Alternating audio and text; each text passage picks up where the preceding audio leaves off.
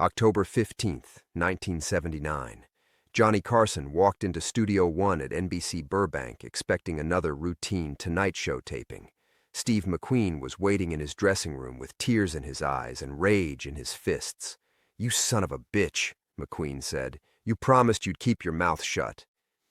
Carson had no idea what he was talking about. 3 hours earlier, Variety had published a front-page story revealing McQueen's terminal cancer diagnosis.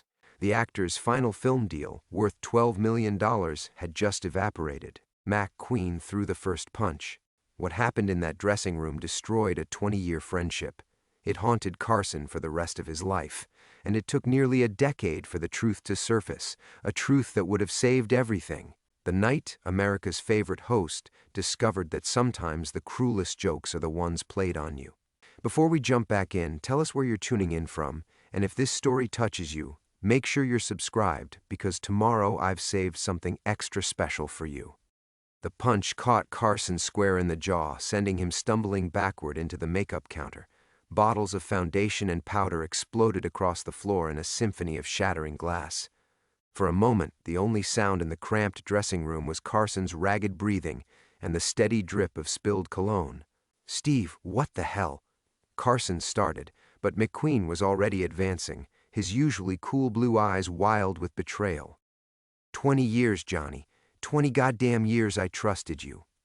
McQueen's voice cracked, the controlled machismo that made him a legend reduced to raw anguish. My kids are going to find out their father's dying from a fucking newspaper." Carson raised his hands, tasting blood from his split lip.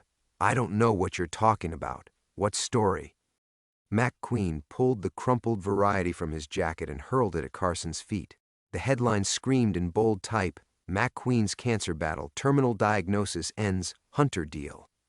Below it, a subheading that made Carson's stomach drop, "Tonight Show host confirms actor's condition to industry sources." "I never said that." The words came out as a whisper. Carson stared at the paper, his mind racing. "Steve, I swear to God, I never—" "Don't." McQueen's finger jabbed toward Carson's chest. "Don't you dare lie to me now. They quoted you directly. Steve's been dealing with this privately, but yeah, it's serious, real serious. That's you, Johnny, your exact fucking words." The dressing room door burst open. Fred DeCordova, Carson's longtime producer, rushed in with 2 security guards flanking him. His face was flushed, his usually perfect hair disheveled.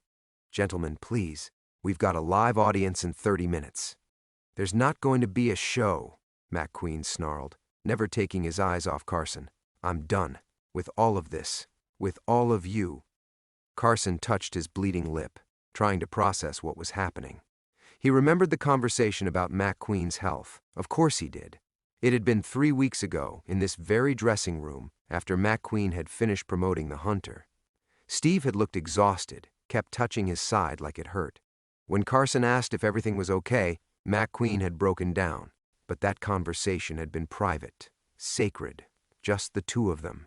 The only people who knew were— Carson's eyes moved to DeCordova, who was now studying his clipboard with unusual intensity. "Were who, Johnny?" McQueen stepped closer. "Who else did you tell?" The producer cleared his throat. "Look, this is clearly a misunderstanding. Steve, you know Johnny would never intentionally—" "Shut up." Fred McQueen's voice was deadly quiet. "I'm talking to my friend here, my very good friend, who promised to keep his mouth shut." Carson felt something cold spreading through his chest. The conversation with Steve had been after the taping, just the 2 of them.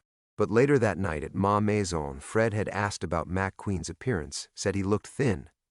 And Carson, trusting Fred like he trusted his own brother, had mentioned, "Oh my God." Carson's knees nearly buckled. "Fred, you didn't. Tell me you didn't." DeCordova's face went pale. "Johnny, I can explain." McQueen spun around, his fists clenched. "Explain what?" "The Zanuck project needed a leading man," DeCordova said quickly. "Reynolds was perfect for it, but they were holding out for Steve. I just mentioned to Dick that Steve might not be available for future projects due to health concerns. I never thought—" "You never thought they'd leak it to destroy my deal." McQueen's voice was barely human now. You never thought they'd splash my dying across the front page to clear the way for your other client."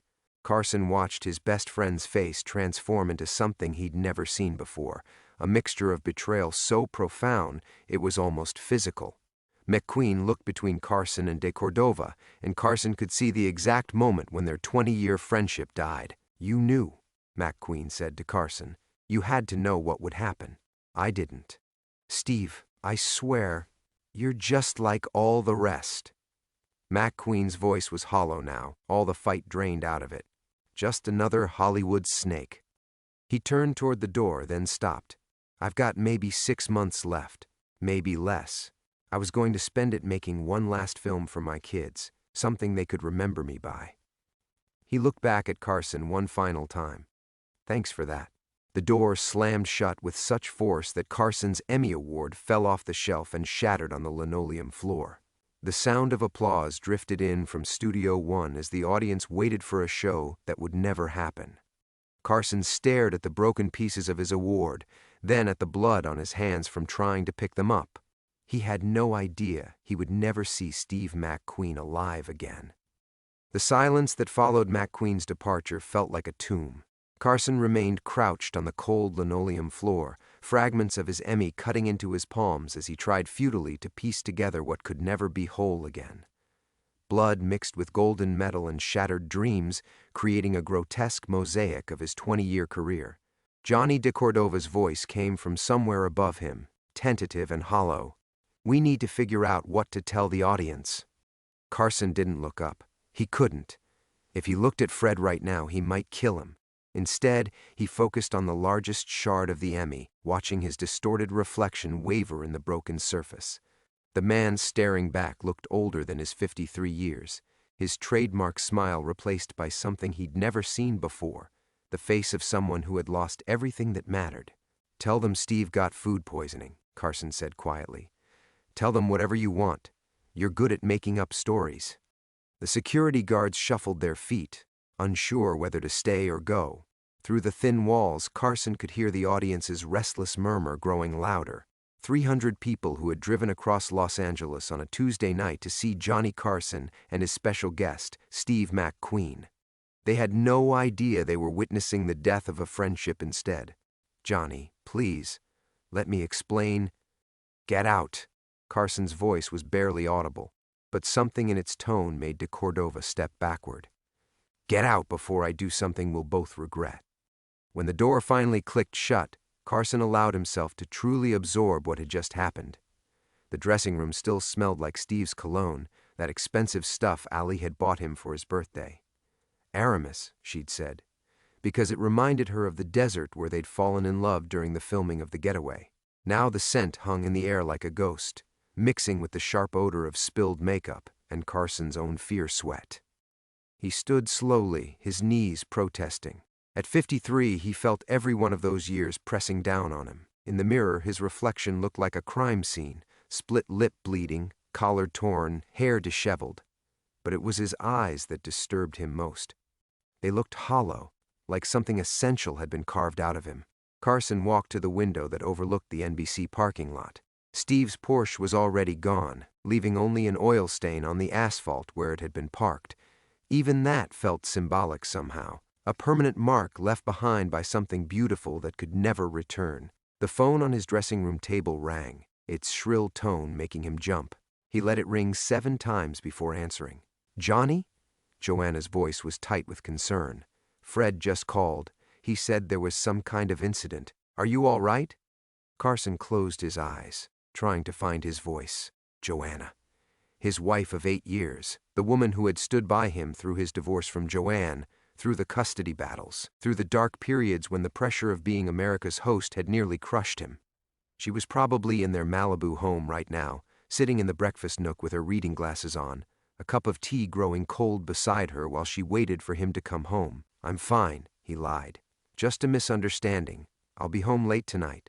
Don't wait up." "Johnny, you don't sound fine. What happened with Steve?" The question hit him like a physical blow. What had happened with Steve? How could he explain that he'd accidentally destroyed his best friend's final chance at leaving something meaningful for his children? How could he tell her that Steve McQueen, The man who had been best man at their wedding, who had spent Christmas mornings at their house playing with Rick and Chris, who had taught Carson how to ride motorcycles in the hills above Malibu, now thought he was a snake.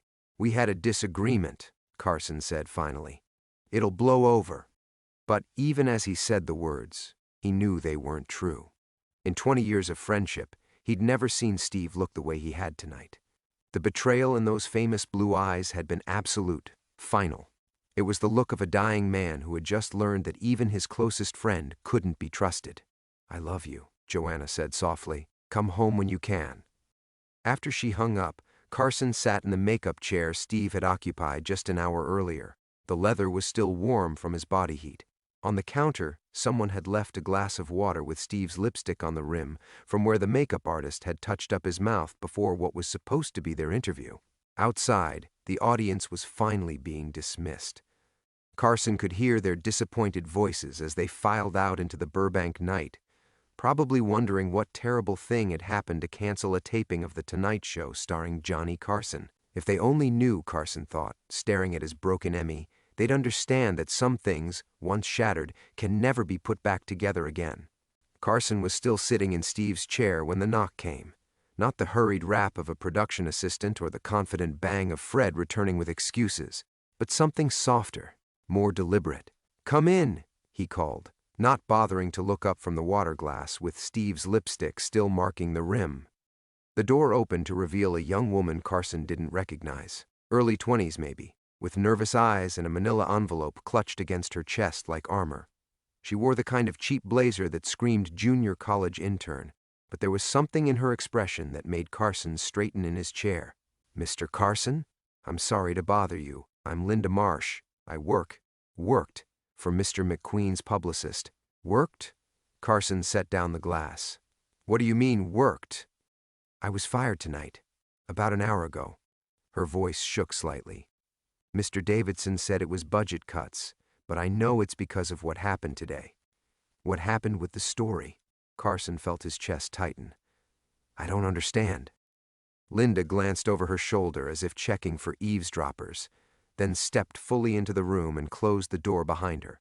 "Mr. Carson, I need to tell you something. About the Variety story, about how it really got out." The air in the room seemed to thicken. Carson could hear his own heartbeat in his ears, a steady rhythm that matched the distant sound of janitors emptying trash cans in the hallway outside. "What about it?" "I typed up Mr. Davidson's notes from a phone call 3 weeks ago. He told me it was routine publicity prep, background for future interviews." Linda's knuckles were white where she gripped the envelope. "But tonight when I saw the story, I recognized the exact phrasing, word for word." Carson stood slowly, his legs unsteady. "What phone call?" "With your producer, Mr. de Cordova." Linda's voice dropped to almost a whisper. "Mr. Davidson called him directly. Said he was doing damage control for when the news eventually broke about Mr. McQueen's condition. Asked for confirmation of the diagnosis so they could prepare a unified response." The room tilted sideways. Carson gripped the back of the makeup chair to steady himself. "Fred told Davidson about Steve's cancer?" "Not just that."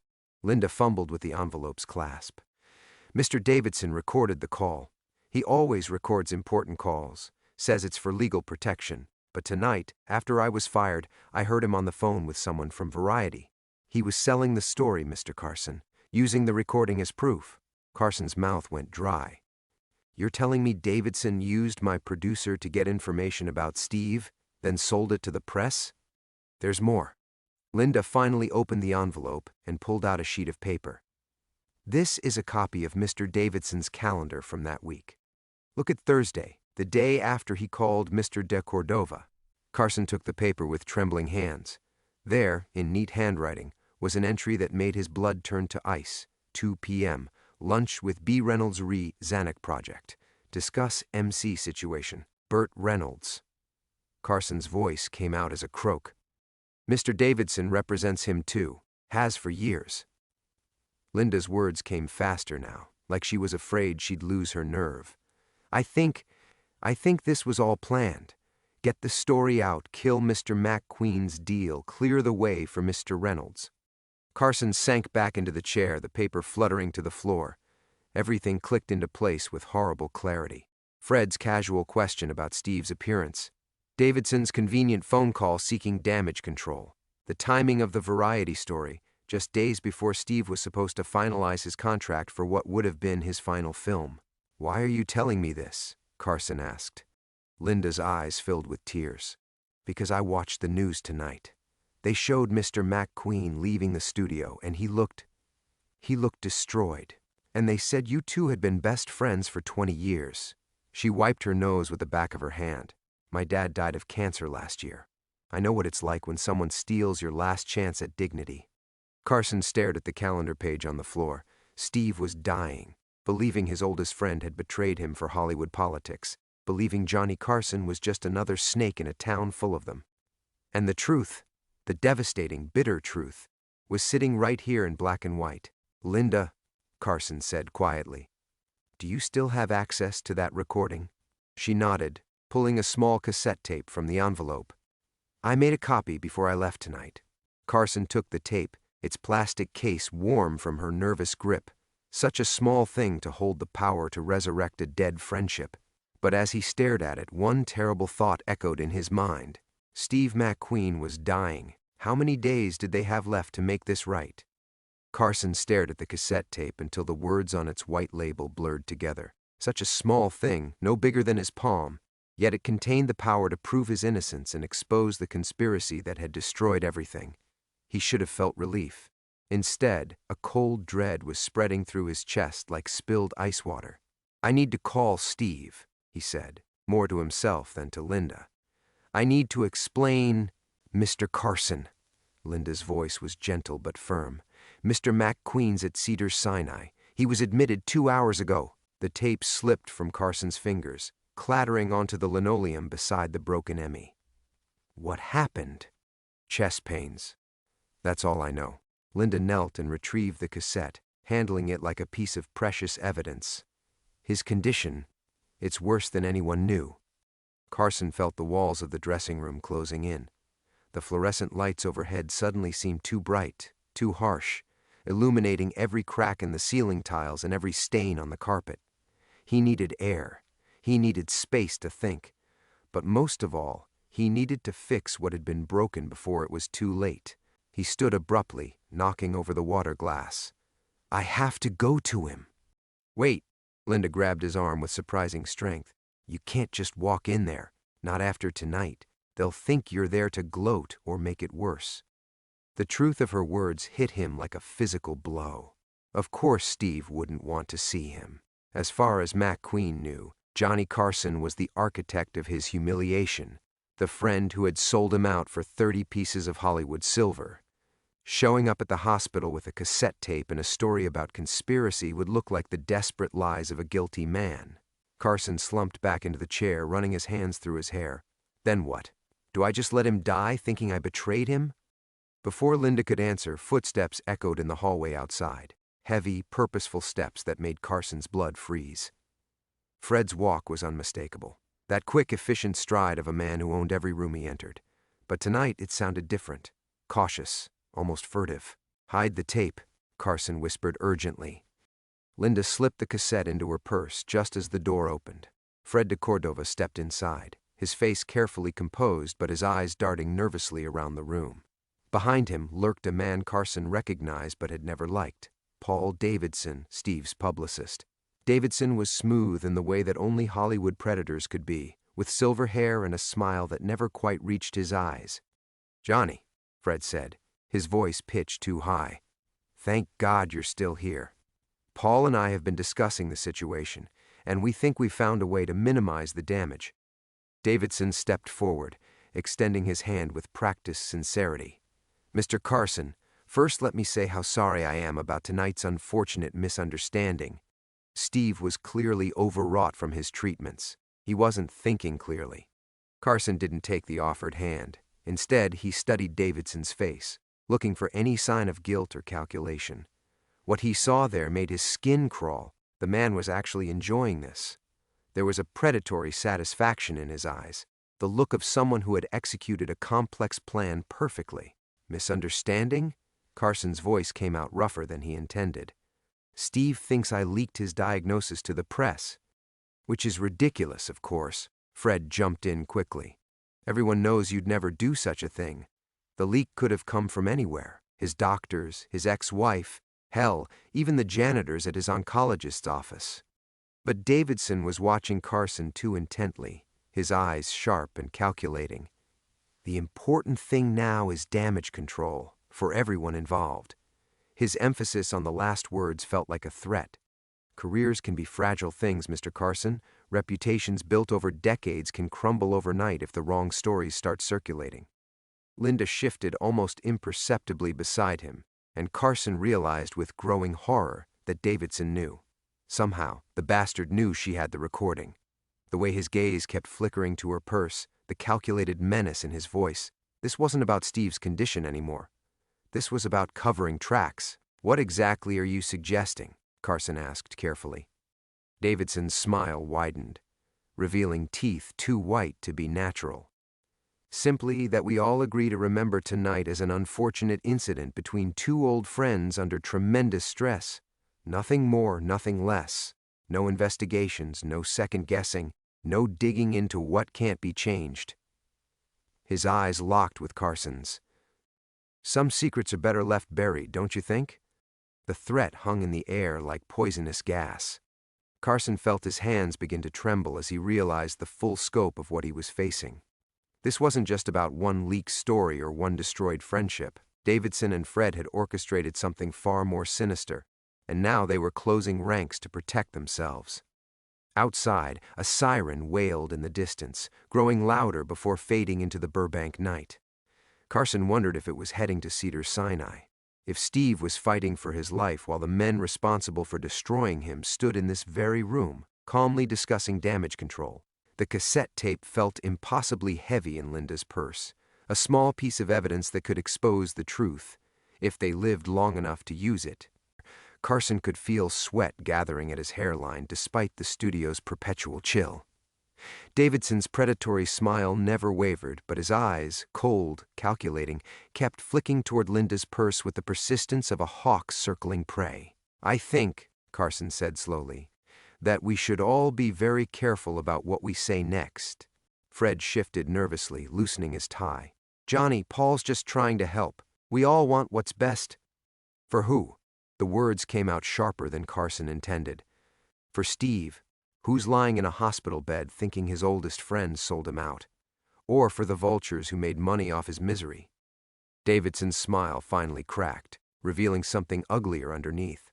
Mr. Carson, I'd be very careful about making accusations you can't prove. Slander is a serious matter in this town. Linda's breathing had become shallow beside him. Carson could sense her terror, the way she was fighting every instinct to run. But something else was radiating from her too, a quiet determination that reminded him of Steve's own stubborn courage. She wasn't backing down. You know what I find interesting, Paul? Carson stood slowly, his body language deliberately casual even as his heart hammered against his ribs. The timing of everything. The leak came just days before Steve was supposed to sign that final contract, almost like someone knew exactly when to strike for maximum damage. Davidson's hand moved to his breast pocket, a nervous gesture that Carson filed away for future reference. The entertainment industry is full of coincidences, Mr. Carson. Sometimes bad news just has unfortunate timing. Coincidence. Carson tasted the word like spoiled milk. Is that what we're calling it? Fred stepped between them, his producer instincts finally kicking in. Gentlemen, let's all take a step back. The important thing now is Steve's health. Everything else is just what, Fred? Carson turned on him with 20 years of suppressed frustration boiling over. Just collateral damage? Just another Hollywood casualty you can explain away in the trades tomorrow? The accusation hung in the air like a physical presence. Fred's face went pale, then flushed red. Johnny, you're upset. You're not thinking clearly. I'm thinking more clearly than I have in years. Carson moved closer, close enough to see the fear swimming behind Fred's eyes. Tell me, Fred. When exactly did Paul first call you about Steve's condition? The question hit its mark. Fred's mouth opened and closed soundlessly, his gaze darting toward Davidson like a drowning man looking for a lifeline. The silence stretched for 3 heartbeats. 4, 5. Davidson's voice cut through the tension like a blade. Careful, Mr. de Cordova. Memory can be such a fragile thing. Sometimes we remember conversations that never happened. Sometimes we forget the ones that did. The threat was unveiled now, naked and vicious. Carson felt Linda flinch beside him, and something protective and dangerous awakened in his chest. These bastards had destroyed Steve's last chance at dignity, poisoned a 20-year friendship, and now they were threatening an innocent girl whose only crime was trying to do the right thing. "You son of a bitch," Carson said quietly. Davidson laughed, actually laughed, a sound like breaking glass. Strong words from someone in such a precarious position. "You see, Mr. Carson, the beautiful thing about truth is that it's whatever people believe. And right now, Steve McQueen believes you betrayed him. The industry believes you leaked his diagnosis. Your reputation, your legendary integrity, is balanced on a knife's edge." The publicist took a step closer, his voice dropping to a whisper that somehow felt more threatening than shouting. "But reputations can be rehabilitated. Stories can be managed. All it takes is the right cooperation." Carson's hands clenched into fists. "What do you want?" "Nothing dramatic. Just your word that tonight never happened. That this unfortunate misunderstanding between old friends will remain private. No police reports, no investigations, no inconvenient questions about who knew what when." Davidson's smile returned, sharp as a shark's. "In return, I'll make sure the narrative shifts. Perhaps Steve was confused by his medication. Perhaps the stress of his illness made him paranoid. These things happen with terminal patients." The casual cruelty of it, reducing Steve's justified anger to the delusions of a dying man, made Carson's vision blur red around the edges. But underneath the rage, his mind was working, calculating, planning. They wanted his silence, which meant they were afraid of what would happen if he spoke. "And if I refuse?" Carson asked. Davidson's shrug was eloquent. "Well, then I suppose people might start asking uncomfortable questions. About your gambling debts, about those trips to Vegas with married women who weren't your wife, about the real reason your first 2 marriages failed." His eyes glittered with malice. "This town loves to build heroes, Mr. Carson, but it loves destroying them even more." The dressing room felt like a tomb. Carson realized that every choice he made in the next few minutes would echo through the rest of his life, and possibly end Linda's before it really began. Outside, Steve was dying alone, hating him, while the real architects of his destruction stood 3 feet away, still spinning their web of lies and threats. The cassette tape in Linda's purse contained the truth. But the truth, Carson was learning, was only as powerful as your ability to survive long enough to tell it.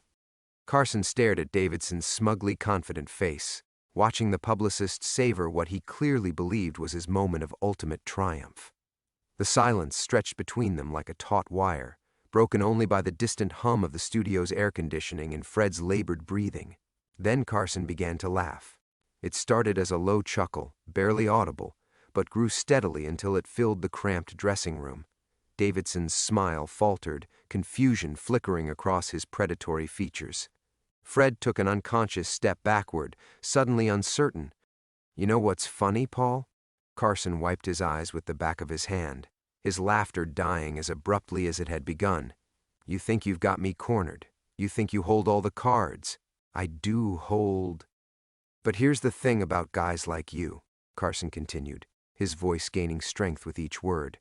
"You get so caught up in your own cleverness, so drunk on your own bullshit, that you forget the most basic rule of any con game." Davidson's face was stone now, but Carson could see the first hairline cracks of doubt.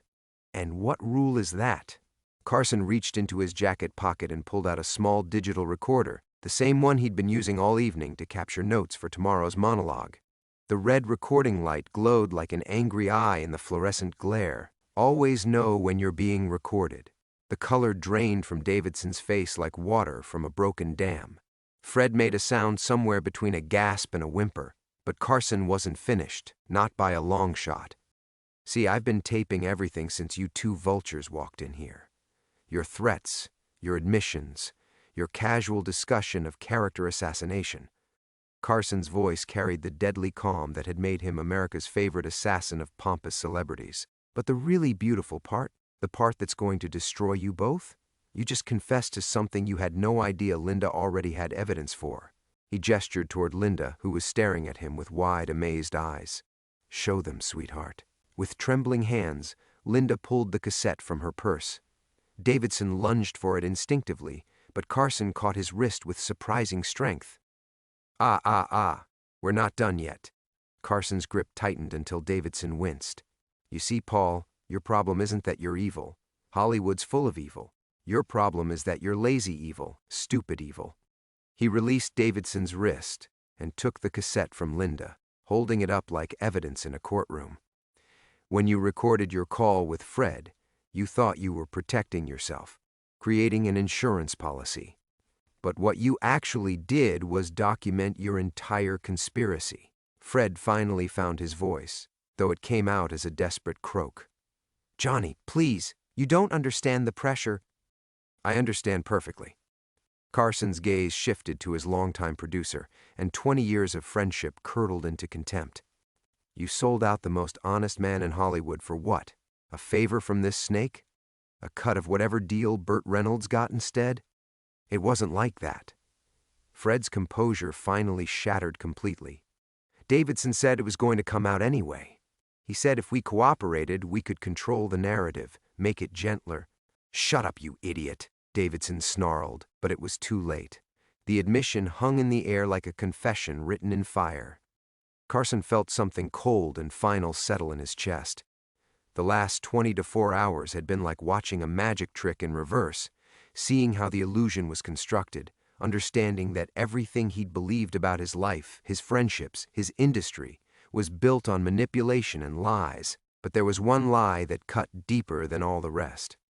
"You know what the most pathetic part of this whole thing is?" Carson's voice dropped to barely above a whisper. "I actually blamed myself. When Steve looked at me tonight with all that betrayal and hatred in his eyes, part of me wondered if maybe I had said something careless. Maybe I'd let something slip to the wrong person at the wrong time." He turned the full force of his attention on Davidson, and the publicist actually took a step backward. "But you counted on that, didn't you? You counted on my guilt, my willingness to question myself, to give you time to clean up the mess. You thought Johnny Carson would go quietly into the night rather than fight back and risk his precious reputation." Davidson's jaw tightened. "This changes nothing. You still can't prove—" "Can't prove what?" Carson held up the recorder and the cassette. "Can't prove you orchestrated this whole thing? Can't prove you and Fred conspired to destroy Steve's final film deal? Can't prove you're threatening to blackmail me right here, right now?" For the first time since entering the room, Paul Davidson looked genuinely afraid. Carson smiled, but there was no warmth in it. "You just made one critical error, Paul. You assumed Johnny Carson gives a damn about Johnny Carson's reputation. But here's the thing," his voice turned to ice. "I'd rather be a ruined man telling the truth than a successful man living your lies." The words hung in the air between them like a death sentence. Davidson's face cycled through a dozen emotions: disbelief, rage, calculation, and finally something that looked almost like respect. But it was the respect a predator might show another predator, cold and devoid of humanity. "You're bluffing," Davidson said, but his voice lacked conviction. "You won't destroy yourself to save a dead man's reputation." Carson set the recorder down on the small table beside his chair with deliberate care, the gesture somehow more threatening than any raised voice could have been. "Paul, you really don't understand who you're dealing with, do you? I've been performing for strangers every night for 26 years. I've made presidents laugh and made senators squirm. Do you honestly think I'm afraid of you?" Linda had gone very still beside him, and Carson could sense her watching the interplay between the three men like someone witnessing gladiators in an arena. But when he glanced at her, he saw something unexpected in her eyes. Not fear, but fierce admiration. She was seeing him, perhaps for the first time, not as the polished television host, but as the street fighter he'd always been underneath the suits and smiles. Fred made one last, desperate attempt at damage control. "Johnny, think about what you're saying. Think about what you're throwing away. Your career, your legacy, everything we've built together. Everything we've built together? Carson turned on his producer with 26 years of accumulated frustration finally breaking free. Fred, you want to know what we built together? We built a lie, a beautiful, profitable lie that made us both rich and famous, while we slowly rotted inside. He stood up, pacing to the small window that looked out over the parking lot, where Steve McQueen's motorcycle had sat just hours earlier. The space was empty now, but Carson could still see the ghost of his friend sitting there, waiting for an apology that would never come. I've spent so many years being careful, Carson continued, his voice distant. Protecting the brand, maintaining the image, never letting America see the real Johnny Carson because the real Johnny Carson might not be good enough. He turned back to face the room. But you know what? At least the real Johnny Carson doesn't destroy dying men for profit. Davidson had recovered some of his composure, but there was sweat beading on his forehead despite the air conditioning. You're making a mistake, Carson. Even if you expose us, it won't bring McQueen back. It won't undo the damage. All you'll accomplish is burning down everything you've worked for. Maybe, Carson acknowledged. But here's what you're missing, Paul. Steve McQueen was the most authentic person I've ever known. He never pretended to be anything other than what he was, a working-class kid from Missouri who happened to be the coolest man alive. He had integrity in a business that eats integrity for breakfast. Carson picked up the cassette again, holding it up to catch the harsh fluorescent light. This tape? This proves he was right to trust his instincts about you. Right to believe his friend wouldn't betray him. And maybe, just maybe, if I do the right thing with it, Steve can die knowing he read people correctly right up to the end. The mention of McQueen's impending death seemed to hit Fred like a physical blow. The producer's face crumpled, and for a moment he looked every one of his 63 years. Johnny, please. Steve is... He might not even be conscious. The doctor said the cancer has spread to his brain. He might not understand even if you... Then I'll do it for me, Carson cut him off. I'll do it because I can't look at myself in the mirror anymore, knowing I let you bastards turn me into an accessory to his destruction. Davidson's patience finally snapped. You sanctimonious son of a bitch, he snarled, dropping the last pretense of civility. You think you're some kind of moral authority? You think your hands are clean? I know things about you that would make your precious audience vomit. Then tell them, Carson said simply. Tell them all of it. Tell them about the drinking, and the affairs, and the gambling, and whatever else you think you've got on me. Because you know what the difference is between my sins and yours? He stepped closer to Davidson, close enough to see the man's pupils dilated with rage and fear. My sins only hurt me. Yours killed a good man's hope. Linda spoke for the first time in minutes, her voice quiet but steady. What do we do now? Carson looked at her, this young woman who had risked everything to bring him the truth, and felt something he hadn't experienced in years. Purpose, real purpose, not the hollow satisfaction of delivering a perfect monologue or getting a big laugh, but the deep certainty that came from choosing the right path, even when it led straight off a cliff. Now? Carson smiled, and for the first time all evening, it reached his eyes. Now we go save what's left of a friendship. The drive to Cedars-Sinai took 23 minutes through the empty Los Angeles streets, but it felt like a journey through decades. Carson sat in the passenger seat of Linda's Honda, watching the city blur past while Davidson and Fred followed in uncomfortable silence in the Cadillac behind them. The cassette tape and recorder lay in his lap like sacred relics, evidence of a betrayal so profound it had taken him 8 years to fully comprehend its scope. He might not see you, Linda said softly, breaking the silence that had stretched between them since leaving the studio. The nurse I spoke with said he's been heavily sedated. The pain... Carson nodded, not trusting his voice. In all his years of interviewing the famous and powerful, he'd never been more nervous about a conversation. What did you say to a dying man you'd failed? How did you apologize for 8 years of cowardice? The hospital's corridors were sterile and hushed at this hour, their footsteps echoing like whispers of guilt.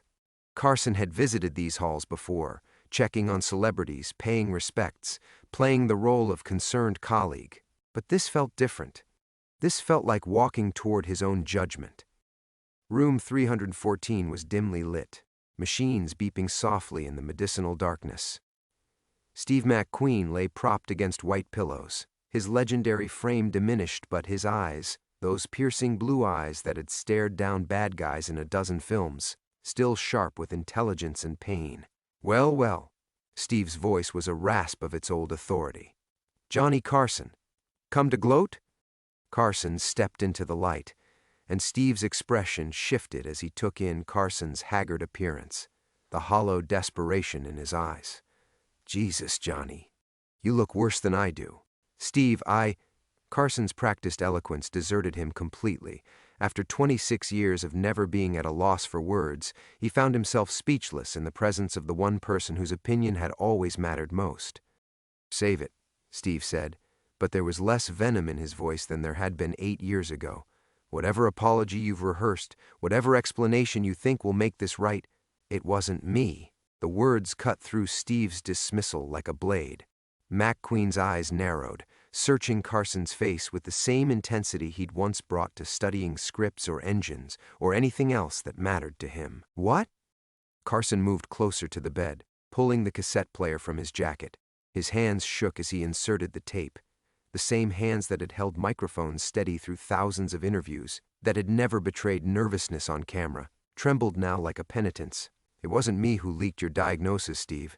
It never was." The recorded voices filled the small room. Davidson's cold calculation, Fred's desperate justifications, the casual cruelty with which they'd orchestrated the destruction of Steve's final chance at dignity. Carson watched his friend's face as the truth unfolded, saw disbelief give way to understanding, understanding give way to rage, and finally rage settle into something deeper and more complex. When the tape ended, the silence felt absolute. "Those sons of bitches," Steve whispered. "Those goddamn sons of bitches. Steve, I'm sorry. I'm so sorry I didn't fight harder to prove my innocence. I should have—" "Shut up, Johnny." But Steve's voice was gentle now, tired in a way that had nothing to do with illness. "You think I didn't know? Deep down, you think I didn't know you'd never do something like that?" Carson felt his composure crack.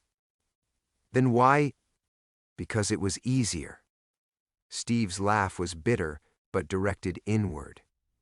"Because being angry at you was easier than facing what was really happening to me. Because blaming you for destroying my career meant I didn't have to accept that cancer was going to do it anyway." The admission hung between them like a bridge neither man was sure he could cross.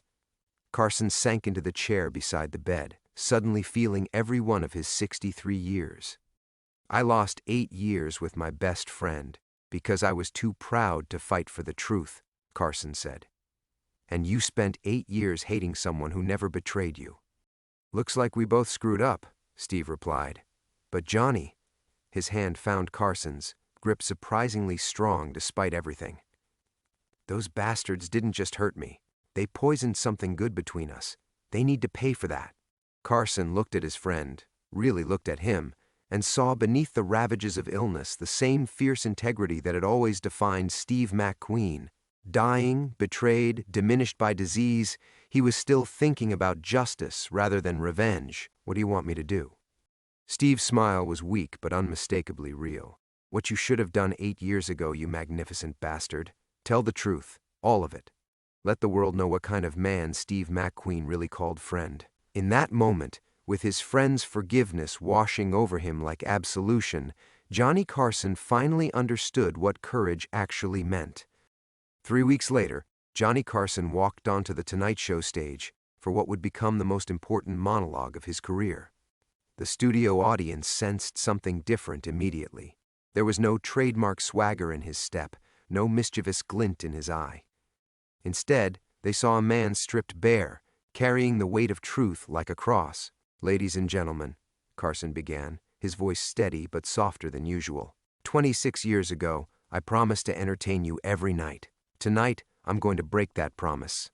He told them everything, about Steve McQueen's courage in facing terminal cancer, about Fred Davidson's manipulation and greed, about his own cowardice in failing to fight for the truth when it mattered most. The studio audience sat in stunned silence as America's most beloved host dismantled his own carefully constructed image, piece by piece. Steve McQueen died believing his friend had betrayed him, Carson concluded, his voice finally cracking. I lived 8 years believing I'd somehow failed him.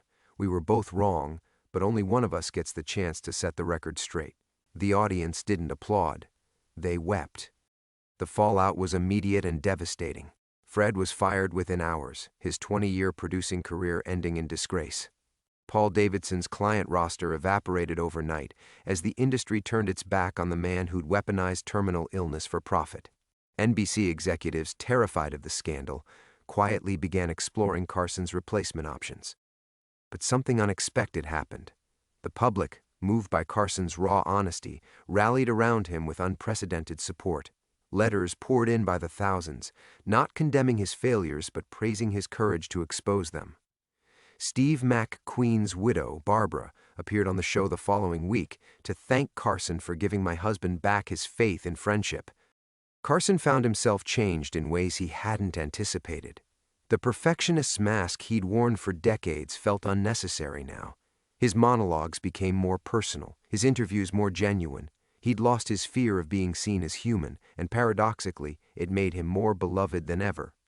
Linda Rodriguez was promoted to senior researcher, but more importantly, she'd shown Carson what real integrity looked like. You saved more than Steve's reputation, she told him one evening as they reviewed fan mail. You saved your own soul. 6 months after the broadcast, Carson stood alone in Steve McQueen's garage, now converted into a small memorial by Barbara. The motorcycles still gleamed under soft lighting, but they felt like shrines now rather than machines waiting for their rider's return. You were right about Davidson from the beginning, Carson said to the empty space, his words echoing off chrome and concrete. Always had better instincts about people than I did. He'd kept his promise to Steve in ways that extended beyond the public confession. The Steve McQueen Foundation for Terminal Illness Advocacy was announced the following month, funded by Carson's own Tonight Show salary. Every case would be handled with dignity, every family treated with respect, the opposite of everything Davidson had represented. Carson reached into his jacket and withdrew a letter, one of thousands he'd received, but the only one that mattered. Barbara McQueen's handwriting was elegant but emotional. Johnny, Steve kept a photo of you two from the early Tonight Show days on his bedside table until the end. I found it after he passed, with a note tucked behind it. Johnny Carson is the best man I know. If he hurt me, I must have deserved it. He never stopped loving you, even when he thought you'd betrayed him. Thank you for proving his faith wasn't misplaced.